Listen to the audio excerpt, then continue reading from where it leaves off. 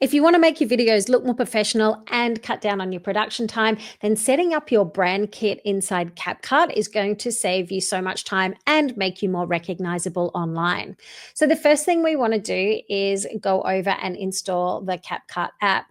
Now, when you upload your brand kit, you can upload your logos, you can upload and save your brand colors, you can also upload and save your fonts, and of course music if you've got sound effects that you like to use, and videos, images, and graphics.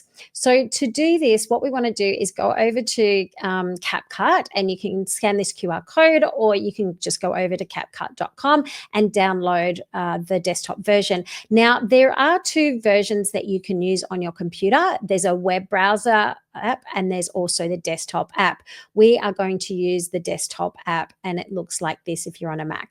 Now, once you have downloaded the app, and you set up your brand kit, you'll be able to use and access your brand kit across all of the devices. So you can use it on your phone, on your computer, and also between the web browser and the desktop version. So it doesn't matter, they will all synchronize up. Now, I have made a video on how to go in and download the app, and I explain the difference between the two. So now we're in the desktop version of CapCut, and you can see here it's got the black background. Now, normally we would go up to create a project, and that's where we would start editing our video.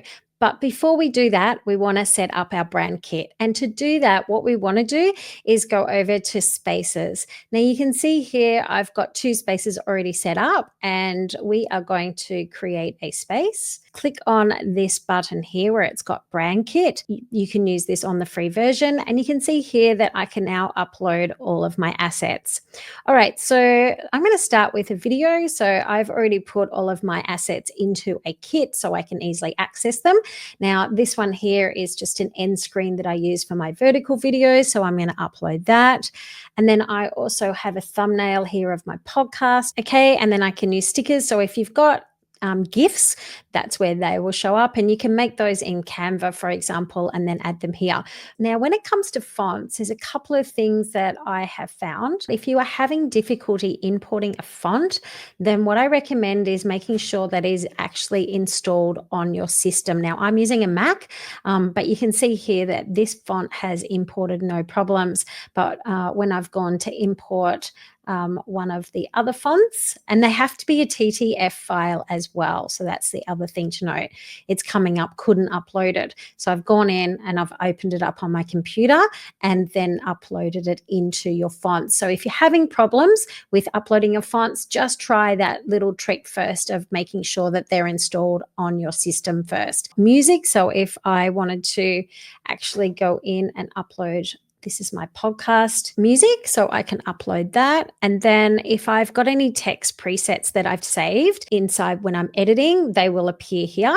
And then the other thing, any text styles that I've saved will also come up here. Okay, so when we get to our colors, it's important to set up your brand colors. So I'm just going to put my number in, and I'm using the hex number here. So you just need to make sure that you sort of click on the end of it. So, and then you just want to add in CF1477. There we go. I've got my pink and my two green colors. I've got my adjustment presets, which are called LUTs. And what that basically means that it gives it my brand a certain look with the lighting and the colors of my videos.